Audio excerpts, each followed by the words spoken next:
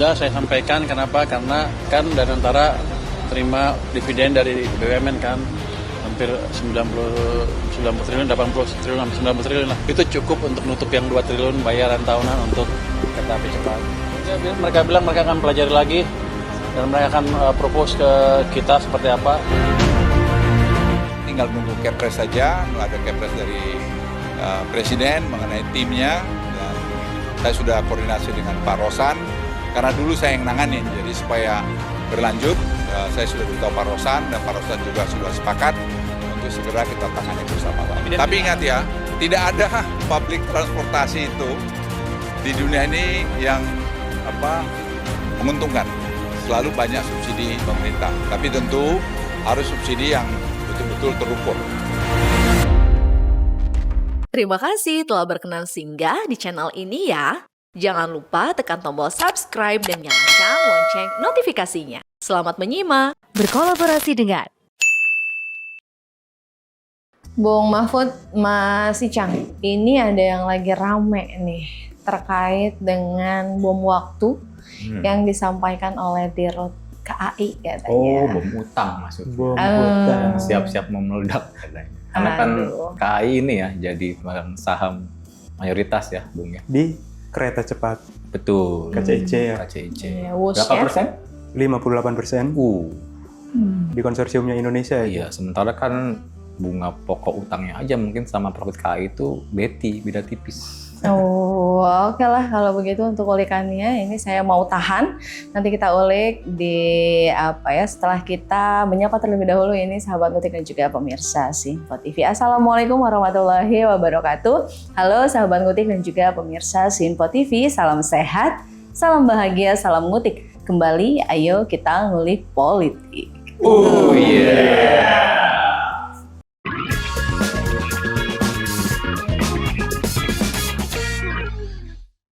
Baik sahabat Ngutik dan juga pemirsa Sinpo TV, seperti tadi yang sudah juga Anda saksikan begitu di awal kami sudah berdiskusi dengan pemantik mengenai bom waktu begitu ya Mas ya. Dan saya juga akan berdiskusi di studio Ngutik kali ini tentu saja bersama dengan teman diskusi saya. Kali ini ada Bung Mahfud nggak pakai MD dan juga Mas Icang. Bener nih Mas kata saya, kita akan bertemu lagi nih Mas sama Bung Mahfud Mas di BPS selanjutnya nih. Supplier data kita. Sama supplier data kita. Oke Mas Icang dan juga Bung Mahfud begitu ya. Salah satu topik tadi juga kita sudah diskusikan di awal, namun memang di episode kali ini itu merupakan BPS atau Breaking Politics sepekan, di mana kita tidak akan membahas satu isu yang spesifik, melainkan kita akan membahas begitu banyak isu yang juga menjadi sorotan selama satu pekan ini. Nah, di antaranya begitu ya Mas ya, Bung, saya juga sudah mencatat ini ada beberapa isu yang juga jadi sorotan. Antara lain ini yang pertama adalah tentu saja setahun pemerintahan Pak Presiden, Pak Prabowo dan juga Wakil Presiden Gibran Raka Buming Raka. Kemudian tadi juga yang sudah kita pantik di awal begitu ya, itu juga menjadi salah satu pemberitaan yang menjadi sorotan selama sepekan ini, yaitu Menteri Keuangan, Menteri Pak Purbaya ini menolak untuk membayar hutang kereta cepat WUS. Ya, lewat APBN menolak ya. Betul sekali. Dan selanjutnya ini juga ada kontroversi anggaran reses DPR RI dan juga klarifikasi dari DPR terkait isu anggaran reses ini. Juga selanjutnya ini ada pertemuan silaturahmi dari Ketua Umumnya Partai Nasdem dengan Menhan Syafri Samsudin. Nah mungkin gara-gara kita omongin terus ya, nih. Sarah Samin kemarin ya. Jadi akhirnya keluar nih. Betul, dan langsung jadi sorotan. Terus juga ada yang latah. Pengen juga ketemu sama Menhan, tapi siapa? Siapa tuh? Ada nanti diulik. Karena sebelumnya saya mau ada satu lagi ini juga sorotan pemberitaan yang juga datang di pekan ini, yaitu polemik tayangan program Expose Unsensor di salah satu stasiun televisi swasta. Rame itu netizen pada bertengkar. Betul sekali. Nah untuk ulikannya ditahan dulu tapi ya Mas ya, karena kita akan membahas ini yang pertama juga sudah saya sampaikan, ini mengenai jelang 1 tahun pemerintahan Presiden Pak Prabowo Subianto dan juga Mas Wapres, Mas Gibran begitu ya, karena memang kebetulan Kita saat ini tapping itu 17 Oktober ya, di mana memang itu merupakan jelang 3 hari ke depan ya, tanggal Iya, 20 ya. iya. Ini juga salah satu isu yang menarik kita bahas karena juga menjadi sorotan ya di media massa maupun media mainstream begitu. Nah, kalau misalnya catatan saya begitu Mas ya, ini menurut survei nasional dari Indeks Politika ini menunjukkan tingkat kepuasan publik mencapai 83,5%. Nah, hasil survei ini menunjukkan dukungan signifikan dari masyarakat terlebih dari isu ekonomi, lingkungan hingga aspek politiknya. Meskipun memang kritik juga tentu saja ini hadir dari kelompok tertentu. Misalnya, nah kritikannya untuk yang saya catat begitu ini datang dari Wahana Lingkungan Hidup Indonesia, Walhi, yang menyoroti kebijakan ekstraktifnya dari pemerintahan Presiden Pak Prabowo dan Wapres Mas Gibran ini mengenai target pertumbuhan ekonomi 8% yang mendorong peningkatan industri, ekstraksi, serta revisi UU TNI yang dikhawatirkan mengancam lingkungan. Nah, isu lingkungan ini maksud saya ini menjadi perhatian serius dari kelompok masyarakat sipil. Nah, kemudian aspek politik nih Mas yang juga tidak luput dari perhatian, ini disebutkan begitu ya, masyarakat ini puas terkait dengan konsolidasi politik Pak Prabowo dan juga Mas Gibran sebagai yang paling kokoh katanya. Mulus ya. Mulus, karena di tengah gejolak domestik, terutama ini mengenai diplomasi Indonesia, ini yang disebut semakin aktif dan diperhitungkan di kancah global. Sempat bahas kemarin yang lebar ya. Betul sekali. KTT, Gaza Perdamaian KTT di dan Mesir, juga ya. PBB juga ya Mas ya. PBB. Itu adalah topik ataupun isu mengenai diplomasi luar negerinya Pak Prabowo yang paling dekat nih dengan saat kita tapping ya. Oke, kemudian ini juga yang cukup publik merasa terpuaskan, ini salah satunya terkait isu ekonomi nih yang tentu saja yang jadi sorotan ini tak lain tak bukan ini adalah dari Menteri Keuangannya. Yaitu Bapak Purbaya Yudi Sadewa. Media darling sekarang. Waduh, kesayangannya media begitu ya. Selalu kalau misalnya muncul ada kontroversi, ada yang menarik jadi sorotan begitu, karena memang kalau misalnya di pertumbuhan ekonomi begitu ya melalui Menteri Keuangan Pak Purbaya ini juga kan karena memproyeksikan pertumbuhan ekonomi yang bisa mencapai 5,67% pada 2025 dengan adanya stimulus tambahan, meskipun memang defisit APBN ini tercatat 1,56% dari PDB. Namun di sisi lain ini Pak Purbaya juga optimis menjaga momentum pertumbuhan ekonomi ini agar untuk tahun-tahun berikutnya lah begitu ya. Nah, terkait Pak Menteri Keuangan atau Pak Purbaya ini kan memang banyak ya jadi sorotan media darling kalau kata Mas Ica begitu ya. Apalagi misalnya nih pertemuannya beliau dengan Menteri PKP. Oh, parah. Betul sekali. Yang melihat ruangan Pak Menteri ARA itu katanya, ruangan Anda besar nih gitu. Sebesar ini bisa buat berapa apartemen ya, sampai kayak gitu. Itu juga kan kontroversial ya. Oke, dan selanjutnya ini juga ketemu sama Mas Wapres nih. Tadi pagi kalau nggak salah ya. Iya, per hari ini ya. 17 Oktober ya. Tadi pagi, cuman memang kan publik juga dibuat bertanya-bertanya begitu ya, ada apa sih? Konteksnya apa? Iya, dari catatan saya memang katanya yang mengundang itu adalah dari pihak Mas Wapres ya. Cuman kalau misalnya tadi begitu ya, saya sempatlah sedikit mencari tahu begitu ya, apa sih yang dibahas oleh Menteri Purbaya dan juga Mas Wapres ini. Memang katanya sih membahas seputar kondisi perekonomian Indonesia. Kan kalau kata Pak Purbaya itu katanya Mas Wapres ini dari daerah, jadi menyuarakan keresahan dari pimpinan-pimpinan yang anggarannya dipotong. Oke, TKD kemarin ya. Dari Maluku kemarin ya. Oh iya. Dan yang menarik juga ini statementnya Pak Purbaya itu, beritanya sekilas saya baca gitu ya. Kata beliau itu, oh enggak, tadi Mas Wapres itu katanya dukung saya buat ceplas-ceplos ngomong. Biar makin dar-der-dar kali ya. Biar makin dar-der-dor. Nah, ini dia yang mungkin juga salah satu kebijakan, bukan kebijakan sih, sikapnya. Yang dar-der-dor ini salah satunya adalah yang tadi sudah kita bahas nih Mas, yaitu menolak untuk APBN yang membayarkan utang kereta cepat atau WUS. Itu mungkin langsung deh ada ulikan khusus terkait ini, Bung Mahfud dan Mas Ica. Memang lagi ramai nih Mas ya. Ramai. Cuman kan ini proyek tuh udah berjalan dari 2016 ya Mas ya? 2016, Januari itu groundbreaking 2016. 2016. Kemudian ramai lagi sekarang pertengahan Oktober 2025. 25. Diawali dengan statementnya Pak Purbaya kemarin kan, menolak membayar utang kereta cepat ini menggunakan APBN gitu kan. Kemudian gayung bersambut nih Mas, gayung bersambut. Pernyataan Pak Pur juga disambut oleh Ketua Dewan Ekonomi Nasional Pak Luhut. Pak Luhut gitu kan. Panjaitan. Cuman sebelum masuk ke situ, coba kita telah dulu nih Mas. Oke. Dari awal kereta cepat ini gitu kan, sampai dengan munculnya polemik ini. Iya, iya. Mungkin awalnya itu seperti apa Mas? Kalau misalkan proyek kereta cepat ini Mas? Jadi kita mau flashback belakang dulu ya. Iya. Berarti kita harus ngomongin era Pak Jonan ketika jadi Dirut KAI. Itu saya sempat baca dokumen dari Kementerian PU. Itu awalnya tahun 2012. Jauh sebelum Pak Jokowi. Iya, Pak SBY masih. Jadi waktu itu Pak SBY gitu ya, memang sudah ada visi untuk membangun kereta cepat. Cuman itu dari Jepang. Bukan dari Cina. Betul. Shinkansen kan ya? Shinkansen. Tapi waktu itu memang ada peristiwa yang sangat unik ya. Apa itu Mas? Jadi kan JICA itu kan JICA itu dari Jepang sudah membiayai studinya, feasibility study untuk membangun kereta cepat dari Jakarta ke Bandung dan sudah selesai. Tapi entah kenapa setelah itu Pak Jokowi ya menjabat, kalau kata Pak Agus Pambagio tidak ada tender, tahu-tahu Cina masuk. Dan yang menarik sebenarnya kan di awal itu Cina menjanjikan nilai pembangunannya itu lebih kecil daripada Jepang.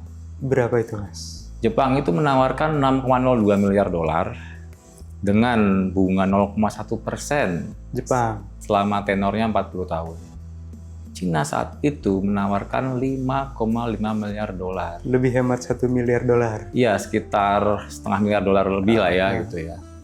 Tapi pada ujungnya itu kan ada pandemi. Setelah itu proyek itu ditengarai karena pembebasan lahan yang naik gitu ya. Jadi overcost itu lumayan 1,2 miliar dolar membengkak. Atau sekitar berapa ya kalau sekarang 20 triliun lebih mungkin ya. Dan bunganya juga lebih tinggi. Tadi Jepang itu menawarkan 0,1%. Cina itu 2%. Alias 20 kali lipat. Dengan tenor 45 tahun ya kan. Yang menariknya kan dari awal Pak Jonan itu kan sudah menolak proyek ini. Bahkan sejak jadi Dirut KAI. Karena beliau menganggap ini nggak ada urgensinya, satu, dengan jarak yang sependek itu. Yang kedua, bahwa dari awal Pak Jonan menolak jangan sampai APBN kita membiayai proyek ini. Karena secara konsep, ruh APBN itu menurut Pak Jonan adalah pemerataan pembangunan. Sedangkan ini kan hanya Jawa saja. Harusnya dengan biaya sebesar itu, kita bisa bikin kereta Trans Sumatera, Trans Kalimantan, Trans Sulawesi. Jadi memang sebenarnya Pak Purbaya ini satu visi dan nafas dengan Pak Jonan.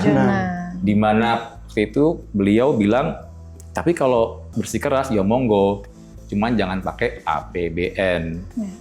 Dan ini kan gesturnya juga lumayan tegas ya. Bahkan ketika waktu itu groundbreaking tahun 2016 Januari di Walini, Bandung Barat, beliau sebagai Menhub itu nggak hadir di groundbreaking.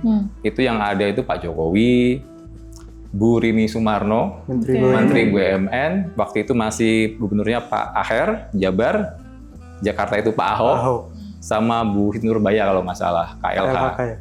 Yang kocaknya dan uniknya lagi ketika ditanya wartawan, Pak kok nggak datang kemarin groundbreaking kereta cepat? Oh iya, saya kan lagi ngurus konsesi dan izin pembangunannya katanya. Jadi entah memang itu gestur sengaja atau enggak, seolah ada ironi ya. Groundbreaking namun belum diurus izinnya gitu. Ramai juga belakangan kan AMDAL-nya ini juga bermasalah katanya. Nah itu tadi kan dibilang ketika groundbreaking lagi ngurus konsesi dan izinnya. Itu kan unik juga gitu ya. Oke, Mas Icang, dan ini juga ada respon dari Menteri Sekretaris Negara Mensesnek yaitu Mas Prasetyo Hadi. Ini juga melihat begitu ya, merespon sikap tegas dari Pak Menteri Keuangan. Pak Menteri Purbaya ini katanya dinyatakan begitu oleh Mensesnek bahwa pemerintah ini sedang mencari skema alternatif untuk menyelesaikan beban keuangan proyek ini tanpa membebani APBN. Karena itu lumayan rumit ya. Rumit. Kemarin itu pada main pingpong. Tanggung jawab. Lempar tanggung jawab. Oke lah kalau begitu untuk ulikan selanjutnya ini rasanya kita harus jeda terlebih dahulu ya Mas Icang dan juga Bung Mahfud. Kita akan kembali sesaat lagi setelah jeda. Untuk itu sahabat Ngutik dan juga pemirsa Sinfo TV jangan kemana-mana, sesaat lagi kami akan kembali. Pastikan tetap di Ngutik, ngulik politik.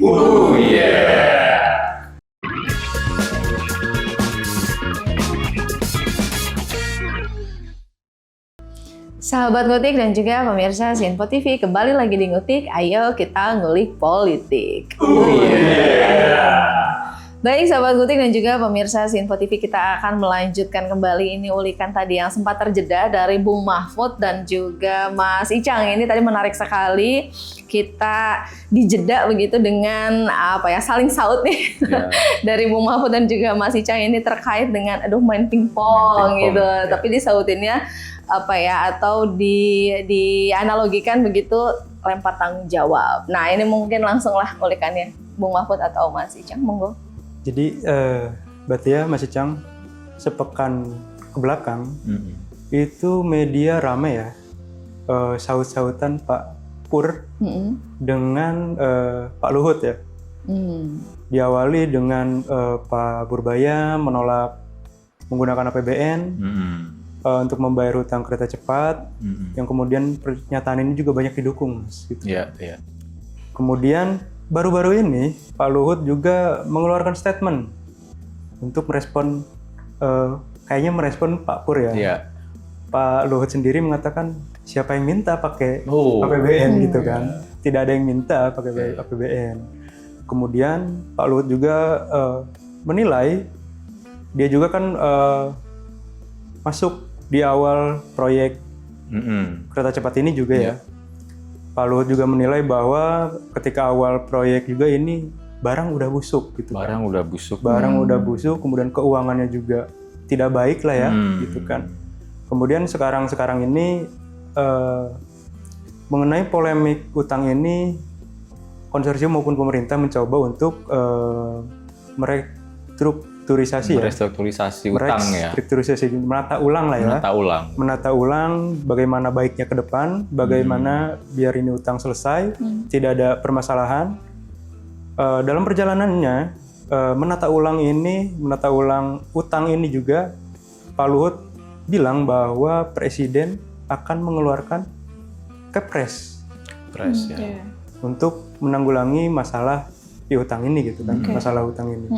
Namun masalahnya ini kan B2B ya Mas ya, bisnis to bisnis. Namun ketika keluar Kepres, ini bisa disebut banyak yang bilang ya, ini juga menyeret negara ke dalam masalah ini, yang dimana kontradiksi gitu kan. Betul. Tidak pakai uang APBN, namun akan mengeluarkan Kepres gitu kan. Iya. Bagaimana pandangan Mas Icang mengenai ini? Lagi-lagi ini menarik ya, karena agak rumit memang secara konstruksi siapa yang terlibat. Karena kalau kita bilang ini proyek negara, ini kan proyek joinan ya, konsorsium. Bareng-bareng lah ya. Bareng-bareng, yaitu KCIC itu kan antara dua entitas ya. Dari kita itu namanya PSBI ya. Itu adalah gabungan BUMN 4 ya. PSBI itu adalah Pilar Sinergi BUMN Indonesia. Itu ada KAI, pemegang saham mayoritas. Yang kedua itu WIKA ya.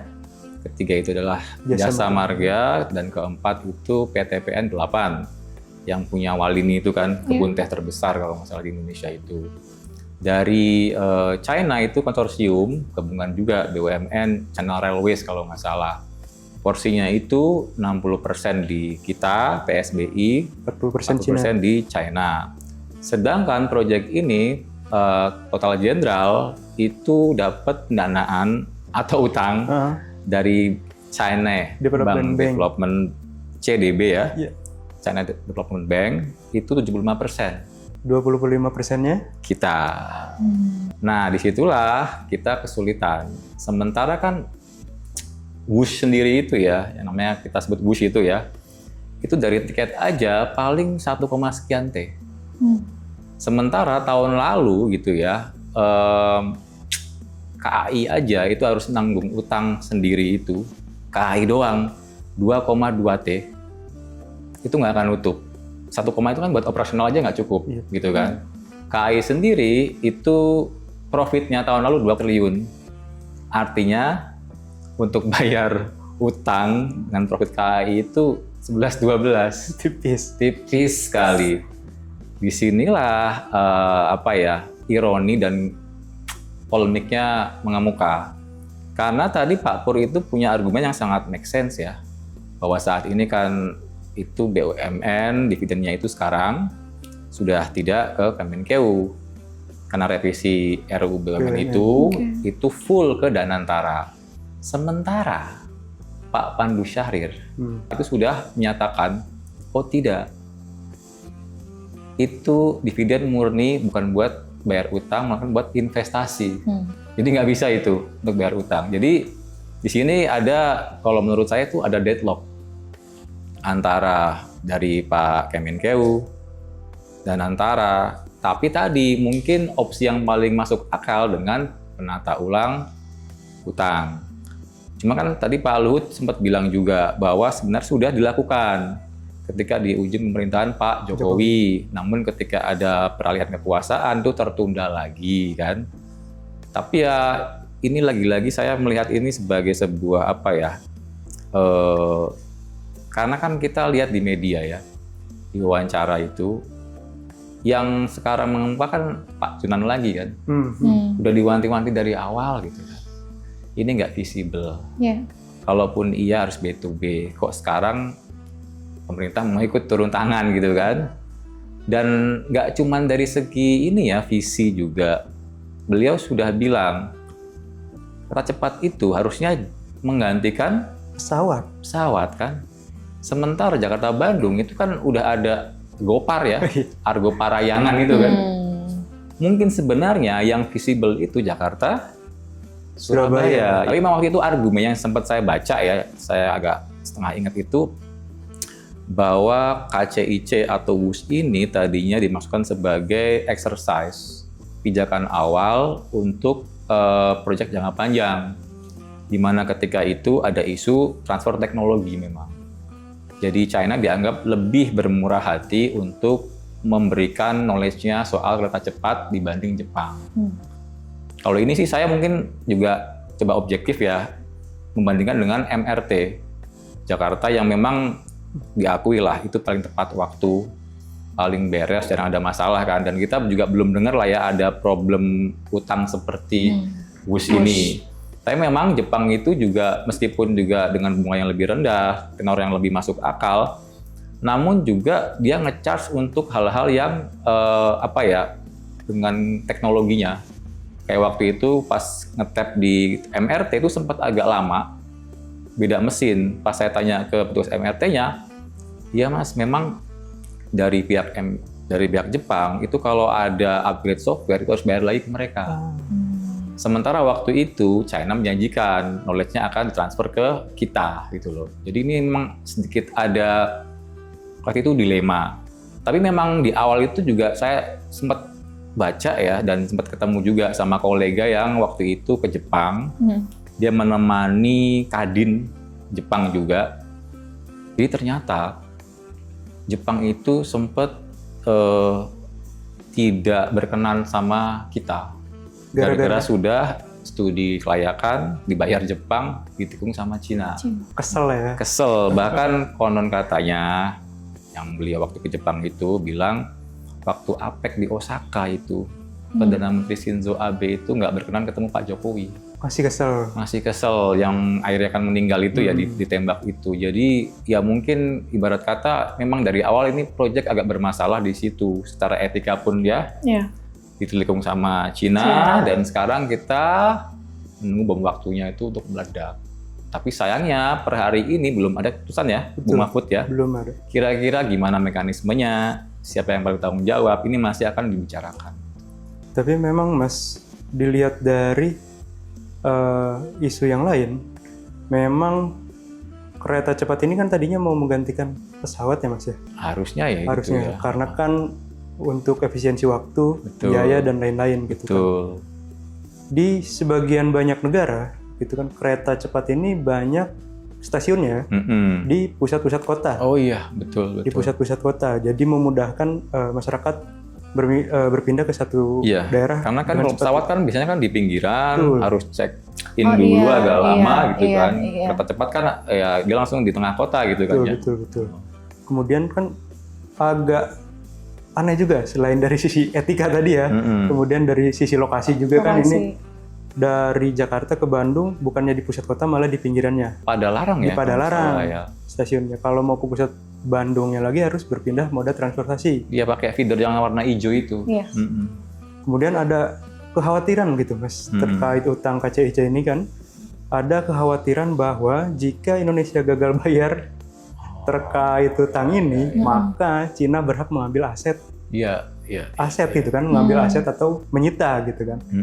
Mengambil alih aset KCIC ini gitu kan, seperti yang terjadi di Sri Lanka ya. waktu itu. Gimana? Pelabuhan ya itu ya, Sri Lanka ya. Pelabuhan. Jadi Sri Lanka ini gagal bayar, kemudian Cina mengambil alih operasional pelabuhan ini gitu kan. Menurut Mas Icang gitu kan, kekhawatiran ini bisa terjadi atau enggak nih mengenai diambil alihnya aset gitu kan Oleh Cina ya. oleh Ya, Cina. memang kan ada presidennya ya di Sri Lanka itu. Tapi kalau saya sih ngelihatnya mungkin kalau kita masih jauh ya. Karena satu, tata kelola fiskal kita kayaknya sih lebih baik daripada Sri Lanka. Ya kan. Yang kedua, kan Sri Lanka juga negara lebih kecil, mungkin juga fiskalnya nggak sebesar kita. Kalau hitung-hitungannya memang sebenarnya kita harusnya bisa, tapi memang kita belum bersepakat aja dari mana sumber itu pendanaan untuk menalangi utang itu. Dan soal sempat juga kan ada isu bahwa kalau nanti Cina mengambil alih, jangan-jangan akan tukar guling dengan Natuna. Natuna. Mungkin Natuna. Itu agak kejauhan juga menurutku sih, Bung Mahfud. Karena kalau kejadian pasti akan ribut. ramai sekali Nggak tuh. mungkin, itu kan sensitif ya di Betul. LCS ya, Cina Selatan. ya. Oke, terkait dengan topik yang barusan kita bahas begitu Mas, ada lagi kah yang mau ditambahkan Bung Mahfud, Mas Icang? Cukup ya Mas Icang? Ya, Oke, kita next ya Mas ya ke isu yang selanjutnya begitu kan. Ini juga masih kontroversi Mas, terkait dengan kontroversi sebagaimana tadi yang juga sudah saya sempat mention gitu ya. Di awal ini terkait dengan kontroversi anggaran reses DPR RI. Ini juga lagi rame, betul, lagi jadi sorotan. Sedikitnya begitu saya akan menyampaikan terlebih dahulu ini background mengenai kontroversi anggaran reses DPR RI dulu ya.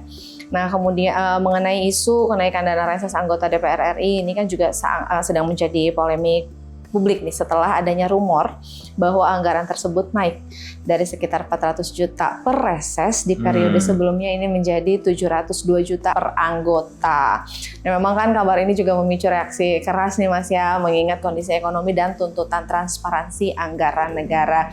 Namun Mas, ada beberapa pihak begitu yang juga memberikan statementnya terkait dengan ini begitu. Salah satunya yang saya catat adalah dari Wakil Ketua DPR yaitu Profesor Sufmi Dasko Ahmad ini membantah adanya kenaikan tersebut. Jadi Bang Dasko begitu ya, biasa beliau disapa ini menegaskan bahwa dana reses itu tetap sama, yaitu di 702 juta per anggota. Nah, namun terdapat penyesuaian indeks dan juga titik kegiatan. Bantahan serupa ini juga disampaikan oleh Wakil Ketua DPR lainnya, yaitu Bapak Saan Mustofa, yang memastikan dana reses anggota DPR RI ini tetap sebesar 702 juta. Nah, kemudian yang juga kabar terkait dengan kenaikan di 756 ini katanya itu adalah akibat dari kesalahan administrasi dalam sistem transfer oleh Sekretariat Jenderal Setjen DPR yang kemudian ini akan diperbaiki. Nah, kelebihan dana ini juga akan ditarik kembali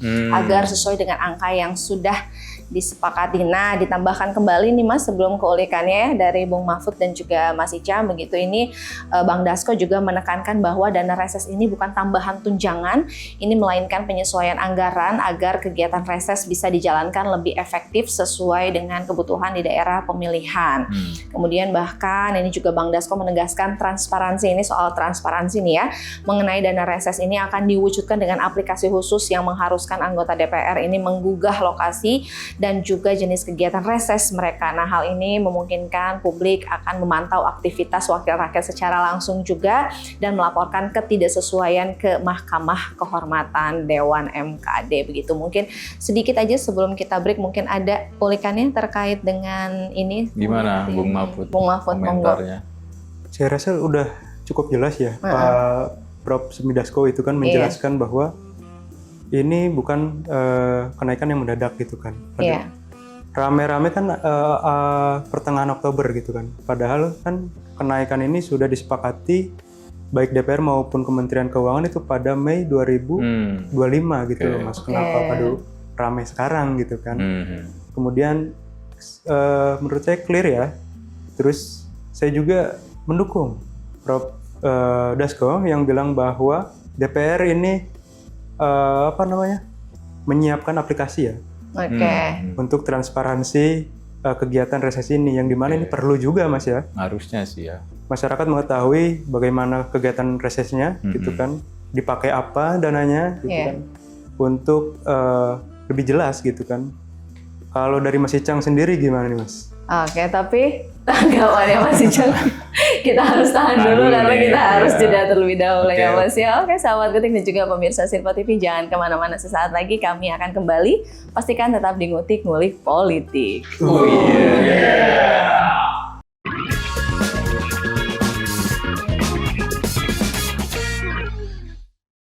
Sahabat Ngutik dan juga pemirsa Sinpo TV, kembali lagi di Ngutik. Ayo kita ngulik politik.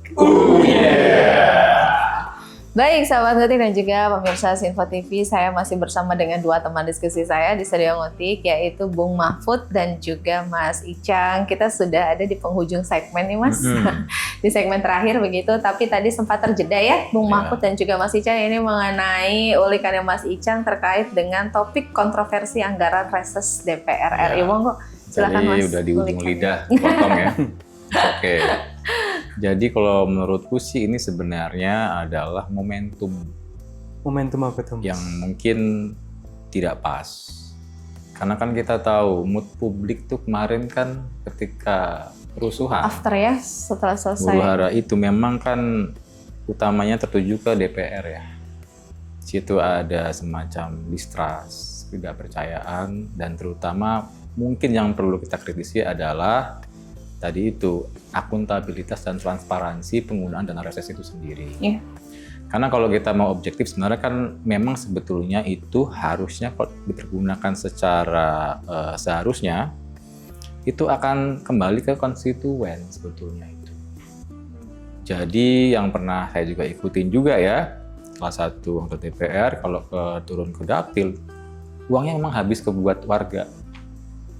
Untuk macam-macam, UMKM, untuk beli kapal nelayan waktu itu ya, pembangunan rumah rusak, pembangunan sekolah. Tapi lagi-lagi memang mungkin so far itu belum optimal transparansinya.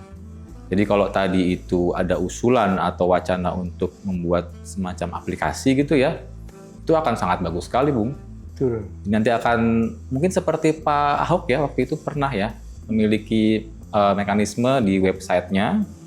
Dia itu pas reses kemana, ketemu siapa, di rumah makan mana, habis berapa, ada semua di situ. Cukup detail gitu ya? Detail sekali. Kalau itu bisa diwujudkan ke 580 anggota DPR kita, saya dukung sekali. Karena toh akhirnya itu dana itu akan terserap ke konstituen juga, Bung. Jadi kita tunggu aja nanti ya gimana kelanjutan mekanisme dari akuntabilitas itu. Oke, mungkin Bung Mahfud masih ada yang mau ditambahkan terkait ini? Kita lanjutkan kembali ya Mas ya ke topik selanjutnya. Ini mengenai yang juga jadi sorotan adalah pertemuan silaturahmi dari Pak Surya Paloh dan juga Menhan Syafri Samsudin yang terjadi tepatnya ini pada 15 Oktober lalu. Sedikitnya saya akan memberi background begitu ya. Jadi memang Ketua Umum Partai Nasdem Pak Surya Paloh ini mengunjungi Menteri Pertahanan atau Menhan Pak Syafri Samsudin ini di kantor Kementerian Pertahanan Republik Indonesia Jakarta. Pertemuan ini memang tertutup dan menjadi momen pertama seorang ketua umum partai politik bertandang ke Kemhan sejak Syafri menjabat sebagai menteri. Nah, baik Pak Syafri maupun Pak SP begitu ya, Pak Surya Paloh ini kan menekankan pentingnya menjaga stabilitas nasional dan menempatkan kepentingan bangsa di atas segalanya dalam mempererat silaturahmi kebangsaan di tengah dinamika politik pasca pemilihan. Mungkin sedikitnya begitu ya, dalam pertemuan tersebut juga Pak Syafri ini menyampaikan apresiasinya terhadap masukan yang diberikan oleh Pak Surya Paloh. Jadi Menhan ini menilai masukan tersebut katanya sebagai vitamin yang berharga untuk memperkuat dan mendukung pelaksanaan tugas-tugas Kemhan itu yang lagi rame di media sosial, katanya vitamin begitu. Nah, kemudian Mas tadi kan saya bilang nih di awal ada yang latah ya pengen ketemu sama Menhan, yaitu ini kalau ini ramean, rombongan. Kalau tadi kan betul ada elit dari Partai Keadilan Sejahtera atau PKS yang juga menyambangi Kemenhan. Namun pembicaraan dalam pertemuan yang tertutup itu masih belum ramai di publik gitu. Jadi pemberitaan itu baru memberitakan bahwa elit PKS ini mengunjungi kediamannya Pak Menhan begitu. Mungkin untuk ulikannya ada yang khusus terkait ini, Bung Mahfud, Mas Icang? Memang normatif ya Mas ya. Iya. Kalau ada pertemuan tokoh, ketum parpol, pejabat segala macam, bilangnya silaturahmi kebangsaan. Itu labelnya selalu itu. Selalu itu ya. Silaturahmi kebangsaan. Cuman kan di balik itu kita nggak tahu. Kita nggak tahu. Yang tahu cuma berdua kan empat mata. Tapi kalau boleh saya tambahkan, Bung Nengtia, ini kan kemunculan pertama mungkin ya Pak SP di luar sidang umum. Dan kemarin pasca kerusuhan, ingat nggak? Yang Pak Prabowo ngumpulin ketua umum parpol itu. Dan kita tahu di momen itu, kita sempat waktu itu ngerasa nih Pak SP ya, kok nggak kelihatan gahar lagi. Kok agak uyu gitu ya. Melempem lah. Betul, gitu mungkin ya. ini sebagai jawaban atas komen-komen seperti itu ya. Bahwa Pak SP dengan gagah beraninya gitu kan, datang ke Pak Syafri. Yang mana kalau saya sih melihatnya bisa berarti dua ya. Pak Syafri sebagai Menhan dan juga Pak Syafri sebagai orang dekat Pak Prabowo. Jadi kita tahu kan kalau ketua parpol memang agak jarang ya sowan ke Kemhan seperti ini gitu ya. Tapi kita tahu Pak Syafri mungkin bisa kita sebutlah orang kabinet paling dekat dengan Pak Prabowo. Udah puluhan tahun mereka kenal, Bung. Dari zaman di Akmil kan, bisa dibilang mungkin gitu ya kalau boleh saya tafsirkan, ini adalah upaya Pak SP untuk merajut kembali komunikasi dengan pemerintahan Prabowo Gibran, tapi kan nggak mungkin langsung ke raja terakhir gitu kan ya. Akhirnya lewat Pak Syafri lah sebagai orang terdekat Pak Prabowo, terdekat mungkin di kabinetnya Pak Prabowo. Mungkin itu tafsiran saya. Kita lanjutkan kembali ke topik selanjutnya atau mau ada yang ditambahkan, Bung Mahfud? Kemudian pertemuan Surya Paloh dengan Kemenhan ini juga banyak yang mengartikan bahwa tadi menjalin komunikasi lagi ya dengan Pak Prabowo. Kemudian isu ini juga, pertemuan ini di tengah isunya banyaknya kader Nasdem bermigrasi ke PSI. Kemudian PKS mungkin kepengurusan baru kali ya. Iya, kemarin kan baru muktamar Juni kalau nggak salah tuh ya. Masih tahun ini ya. Tahun ini baru berapa bulan yang lalu berarti. Betul. Mungkin memperkenalkan kepengurusan baru kali. Oh iya nih Pak gitu. Tapi cukup menarik sih Mas, karena dua partai ini kan tadinya berseberangan di Pilpres. Itulah, kan kompetitor pas Pilpres kan, Nasdem dengan PKS ya. Kemudian pada perjalanannya beda jalur yang ditempuh. Iya. PKS kemudian merapat, masuk ya. Nasdem tetap berada di luar kabinet gitu kan. Tapi Pak Surya Paloh sendiri ini banyak membantah ya, udah membantah ini nggak terkait dengan isu masuknya Nasdem ke kabinet atau enggak gitu. Kemudian kelanjutannya seperti apa ya kita nggak tahu ya. Kita lihat, Kita lihat nanti perkembangannya gimana ya. para Pak Aspen nanti akan sering muncul lagi ya kan, menjawab komentar-komentar kita. Iya.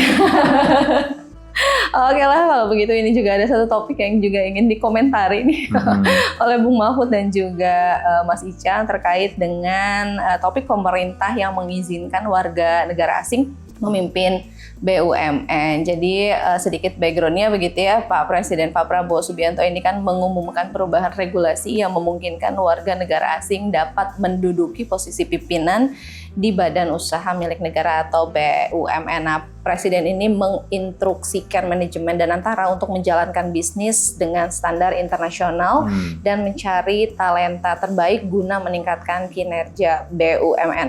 Nah, kebijakan ini juga diimplementasikan dengan penunjukan dua warga negara asing, yaitu ada Neil Raimonils itu sebagai Direktur Transformasi dan Balagopal Kundufaras sebagai Direktur Keuangan dan Manajemen Resiko di PT Garuda Indonesia. Nah, ini kedua tokoh ini begitu ya menjadikannya BUMN pertama di PT Garuda Indonesia tadi ya, yang dipimpin oleh ekspatriat. Mungkin langsung ulikannya Bung Mahfud. Ini sebenarnya sangat menarik dan sepertinya bisa kita bahas secara khusus. Oh, oke. Mungkin nanti akan kita bahas kalau ada waktunya ya di sesi tersendiri. Tapi kalau untuk mengomentari ini, saya ini ngelihat banyak pro kontranya memang. Betul. Terutama untuk yang kontra, seperti mempertanyakan Pak Prabowo, loh katanya anti asing, katanya anti antek-antek asing, kok malah membiarkan ekspatriat jadi petinggi BUMN gitu kan. Tapi kalau saya pribadi ngeliatnya malah it's okay ya kayaknya ya. Kenapa tuh? Terutama kalau kita ngeliat Garuda Indonesia yang sudah panjang itu ya masalahnya, terus merugi. Dan kita tahu, dua dirutnya terdahulu itu tersandung skandal dan kasus. Ada yang kena korupsi, ada juga yang nyelundupin Harley dan Brompton yang bikin sepeda jadi mahal sekali waktu itu pas era pandemi ya. Dan memang ini sejalan juga mungkin dengan pidato Pak Prabowo ketika sidang umum MPR, itu kan di ujung sempat mengatakan lebih kurangnya mewujudkan Indonesia incorporated, jadi lebih profesional. Dan kita tahu lah ya, talenta-talenta global ini kita butuhkan memang, visinya, etos kerjanya, ya kan, dan terutama apa, integritasnya. Ya nggak apa-apa, it's okay. Kayak mungkin pelatih timnas, kan nggak masalah juga kan dari luar. Betul. SCY, Patrick meskipun gagal kemarin ya. Tapi menurutku sih ini sebuah terobosan, di mana kita berharap ya, siapa tahu itu memberikan nuansa dan apa ya warna baru gitu ya, terutama di BUMN yang sudah dikenal bermasalah sejak lama. Tadi saya cek sekilas kan, yang satu itu Direktur Transformasi itu orang Inggris ya, WNA, yang kedua ini Direktur Keuangan itu sudah 25 tahun di Singapore Airlines, salah satu maskapai terbaik di dunia kan. Dan satu lagi mungkin kalau orang kita yang memang masih ada ini ya unsur inferiornya, kadang tuh kalau sama orang luar tuh lebih look up, ya kan? Kalau di meeting gitu ya, kalau kita kerja sama orang luar, apalagi bule kan, kita agak lebih segan gitu loh. Jadi kasarnya mau macam-macam kayaknya agak nahan diri gitu kan. Saya sih ngeliatnya, tapi tadi soal isu antek asing itu sebenarnya lebih ke bukan person ya, tapi lebih ke mentalitas kolonialnya mungkin ya. Karena kita tahu lah, Bung Karno aja bilang kan bahwa kita akan lebih berat setelah kemerdekaan. Karena yang kita hadapi adalah bangsa kita sendiri gitu loh. Mungkin sedikit menambahkan untuk topik ini, Mas. Ini terkait dari Komisi Pemberantasannya Korupsi begitu ya, melalui juru bicaranya ini ada Budi Prasetyo begitu, ini menegaskan bahwa warga negara asing yang menjadi direksi BUMN wajib melaporkan laporan harta kekayaan penyelenggaraan negara dan tetap dapat diproses hukum jika terlibat tindak pidana korupsi, mengingat BUMN ini juga kan mengelola keuangan negara katanya begitu. Itu tetap yang tetap dari KPK itu juga menjadi salah satu yang menjadi fokusnya mereka ya terhadap pimpinan dari warga negara asing ini.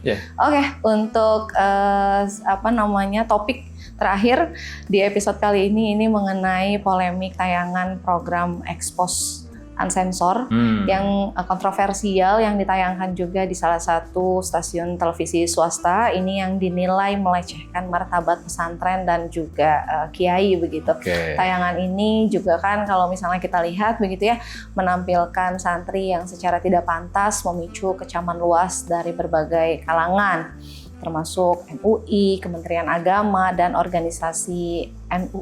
Nahdlatul Ulama begitu ya. Nah, terkait ini ada tanggapan nih Mas dari DPR RI begitu ya melalui rapat bersama Kementerian Komunikasi dan juga Digital atau Komdigi, ini Komisi Penyiaran Indonesia KPI serta perwakilan dari TV swasta tersebut begitu ya menghasilkan 3 rekomendasi utama, yaitu peninjauan ulang izin siar, evaluasi menyeluruh terhadap kebijakan redaksi dan juga permintaan maaf terbuka kepada komunitas pesantren. Mungkin sebagai topik penutup kita dahulukan terkait ini dari Bung Mahfud dan juga Mas Icang.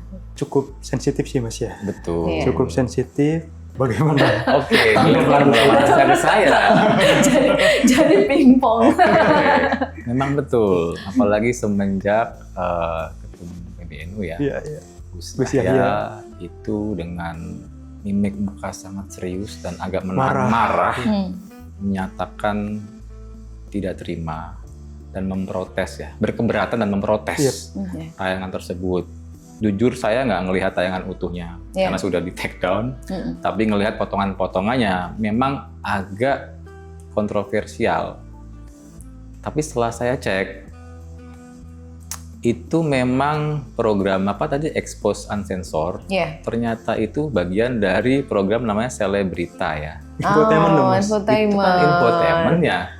Seleb dalam berita. Kita tahu infotainment itu bukan produk jurnalistik sebenarnya. Kalau nggak menggegerkan nggak. Iya, itu yang dicari adalah engagement farming sensasionalnya ya. Betul.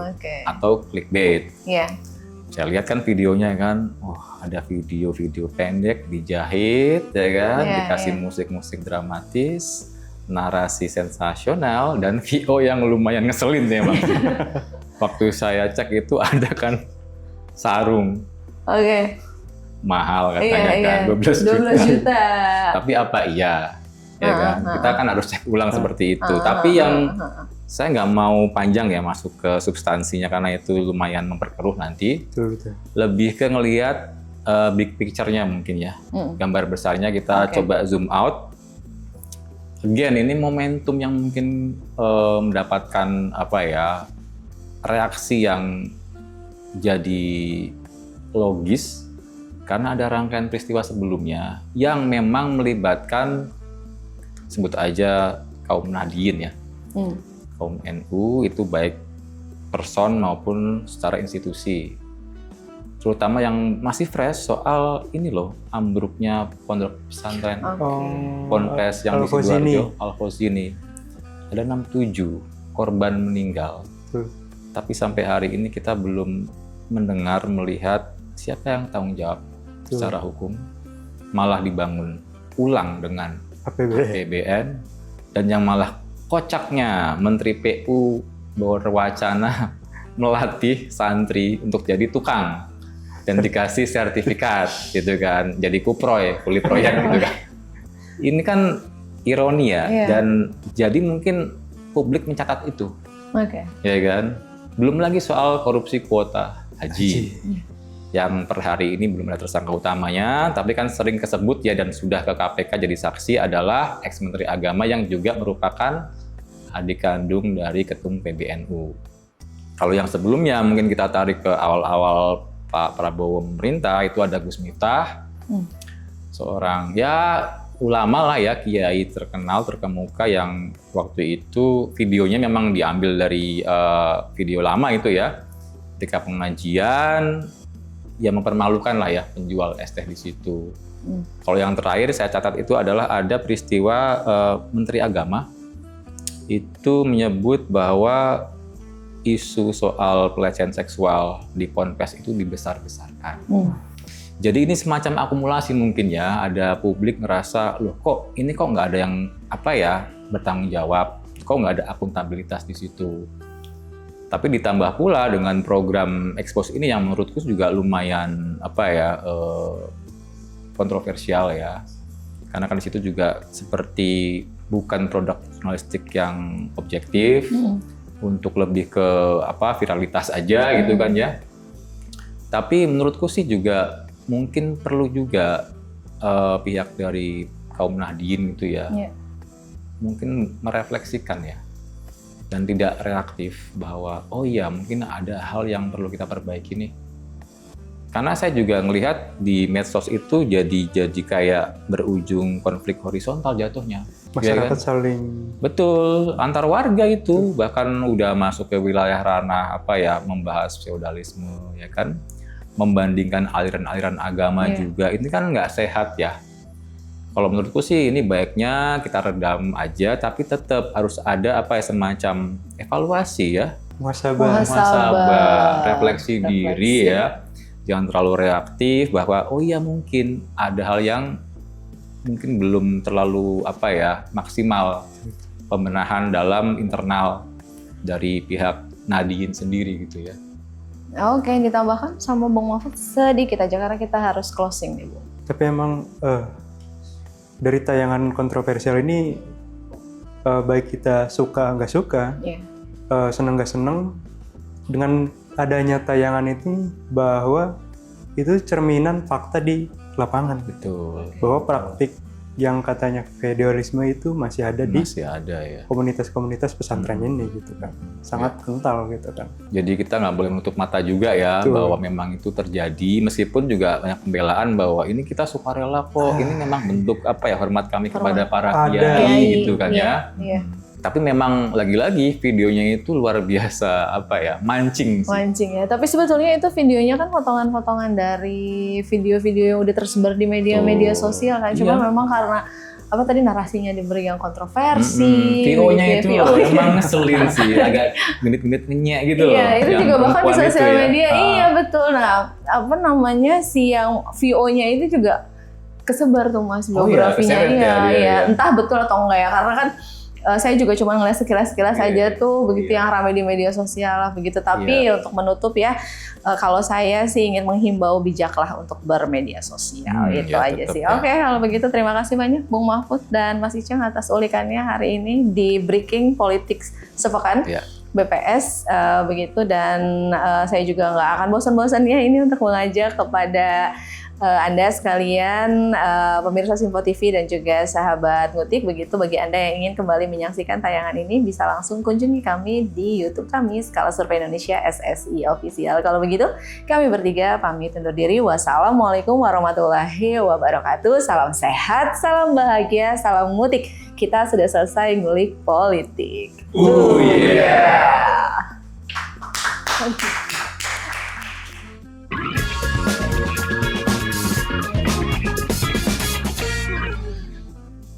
Terima kasih sudah menonton video ini sampai akhir ya. Agar tidak tertinggal video-video kami selanjutnya, yuk jangan lupa tekan tombol subscribe dan nyalakan lonceng notifikasinya. Dan untuk berdiskusi, silahkan tulis pendapatmu di kolom komentar ya.